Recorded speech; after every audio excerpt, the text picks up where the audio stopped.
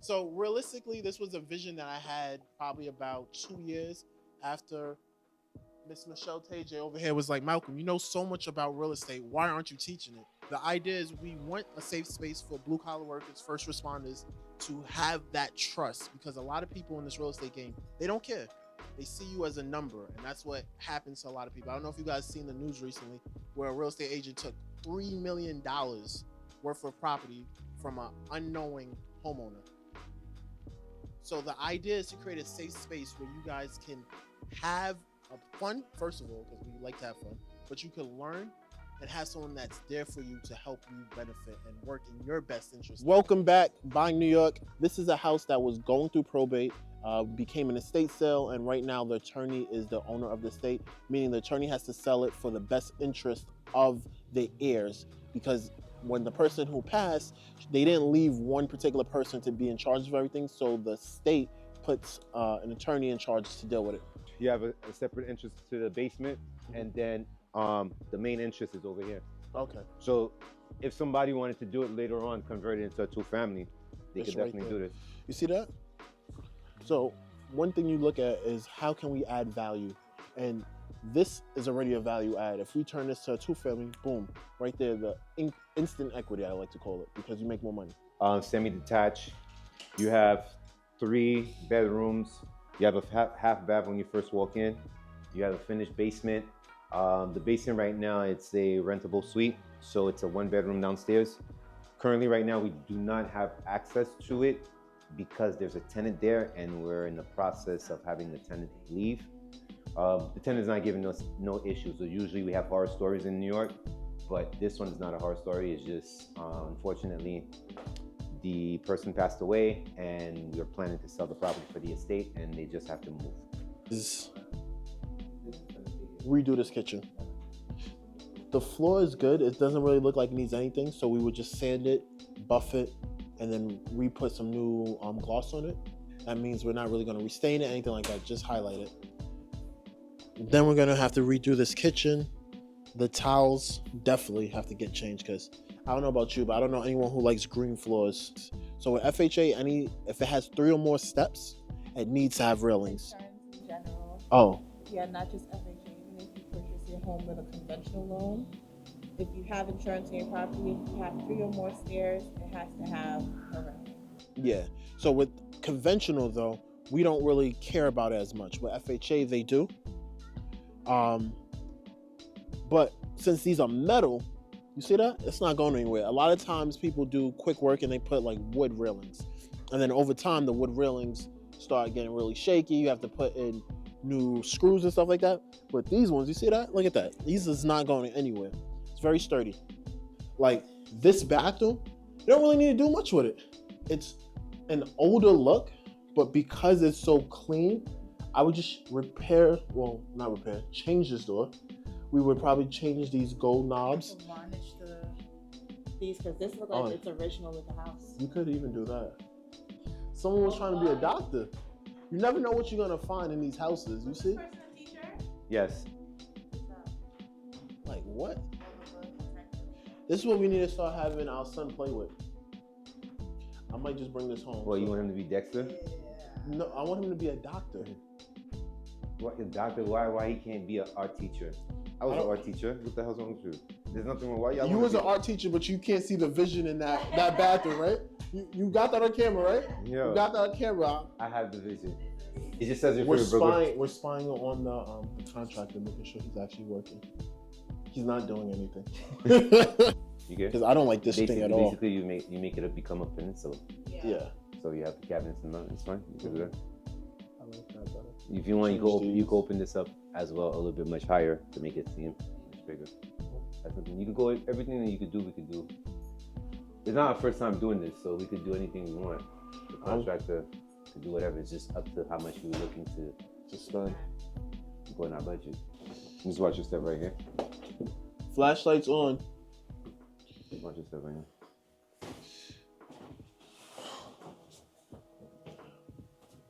So this is the garage. Oh, they definitely made this themselves.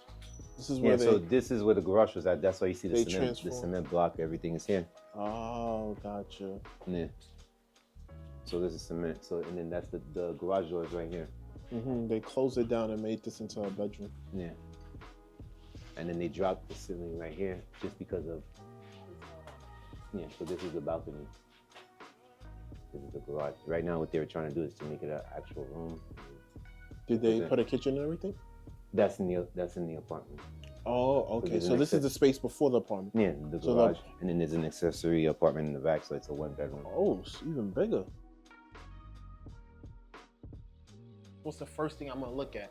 I'm going to want a nice kitchen. Stainless steel is what sells kitchen, and they combine it with the black backsplash to go off the tiles, the countertops. And if you look at the countertops, it has that little sparkle. If you come outside to the backyard, you'll notice they have a deck right here, and they left it open for whoever buys the house to finish the pool. One of the reasons why most flippers don't do pools is just pools are a money pit, especially when you're flipping a house and it's not yours. So what they'll do is they'll fix the outside and leave the rest for the homeowner to deal with. What they did is they transformed the garage into a pool house. So if you have kids, multiple kids coming in, you don't want them running all throughout the house. No, you want to keep them contained. How do we do that? We turn the garage into a pool house where the only thing missing from this pool house is only one thing. It's just a shower. If this had a shower, it'd be the perfect pool house. Nice space, you put a TV up, you have a stove, you have a refrigerator. Everything is right here in the pool house. It's convenient, and you don't really have to force the kids to go inside. They can still hang out here, and they're right there on arm's reach of you. So now we're gonna check out the basement. One thing I like about this basement is, honestly, depending, if they were able just to add one more bathroom, they could kind of turn this into 2 separate living areas. So maybe if you, or maybe you had a family member trying to rent it, you could honestly turn this into a multiple apartment basement. So everything around the basement connects. It's not like rigid like some basements are. So from this side, all I do is open the door, and then I can just go right next to the other side. You wanna watch? Come on. See? And then I'm back over here. So it has a good flow. You could either lock this door off and have people come around this way, or you can lock this door and they can come directly to this path. So it gives you multiple ways on how to work this basement. It's like Tetris. That's how I look at it. Or one of those puzzle games that, oh, if I don't want anyone to come through this room, I just lock this door. They can't come this way. They would have to go around this way. But if you want to keep this room separate for whatever reason, then you lock these doors, and then from the front door, you could come straight into here, which would be your dining room, kitchen area. Instead of putting a wall up and making this room smaller, they removed it, so now there's no beams here. So now it's that open concept of kitchen straight into living room, dining room, that filling type of thing. You obviously have closet space over here, and if you come down this way, you have a full bathroom. So stand-up shower, and it's pretty tall because I'm 6 foot and I'm not hitting it. So pretty tall. They replaced all this is new. See that? And what I liked is they try to match the existing tiles that was here. So they try to match the pattern. So normally when we do a flip, we don't mind doing 1 to 2 projects at a time, because I know, hey, especially if the layout is the same, I'm using the same backsplash, I'm using the same paint. So I can buy multiple cans of paint and not have to worry about it spoiling, because I know in the next house I'm going to use the same thing. So depending on the investor, you might notice, hey, why is the colors always the same? It's just because they buy it in bulk. Okay, so this would be considered the master bedroom. It's super spacious. I love the acoustics. That also happens because nothing's in the house yet. So you also get that whoa sound. This is considered, I believe this is considered a nook. Don't quote me on that. But what you normally would do is you would put a little padding here, and then this would be a little hangout place or like a little bed. So it could be like a little bed here where you relax as a couch, or you could actually lie on this. It's perfect right next to the window. Summertime, you get the breeze. spacious. You have a closet right there. This is really nice. And then look at that. You have the view to the pool, making sure nothing's going on. And if you look at it, you see those colors and the contrast, how nice it looks, especially with the privacy plants right up there. It gives you that wow feeling. So as you guys can see in this bathroom, it's a completely different look. So what this investor did is he did 3 completely different bathrooms, which is really amazing. Because remember, as I told you before, normally what I do is on my flips, the bathrooms are all similar. So he did 3 completely bathrooms just to wow. That's even more of a wow factor, so nothing looks the same. I can't believe that, because that's very expensive too. Because remember, if we're paying for parts, if we're paying for supplies, material's cheaper if I'm buying the same thing. So he did 3 completely ones, and as you can see, still high. So even if you're tall, you have no problem in the shower. Gives you that room. Look at that. You have room.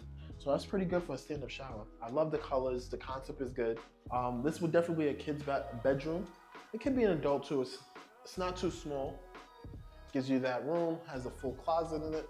Not bad. Overall, this isn't a bad flip at all. Oh, hey there. Hi guys, it is Jachelle here. I am your insurance broker. I've been an insurance broker for 8 years in the business, all my life. If you have any questions, I'm here to answer it. I do the insurance on all our flips. I get home, flood, let me know. I'm here. See ya in there. So the downside about this house is it's close to the water, meaning that whoever buys it, for example, if we flip this, we have to get flood insurance just in case it gets knocked down, and then the owner, whoever's buying it from us, the actual homeowner, is definitely gonna need flood insurance. I have to rip out a small piece of the carpet, try to figure out what's underneath, if I can change the project. If it's with hardwood floors and we can just sand them, gloss them, we'll be fine. If not, we're looking at replacing the entire square footage.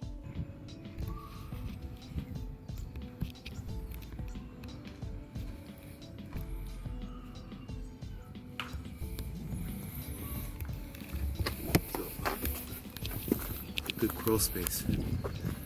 It's very clean, it's easy to fix. So if we have to adjust the kitchen, that would be an easy thing for us to do to level the floors. There's a difference between real friends or people who are associated with you because what you can do for them, what you can offer for them. So make sure you know the difference and never confuse them, because your real friends will be there when you're on rock bottom, when you have no one else and you just need that support.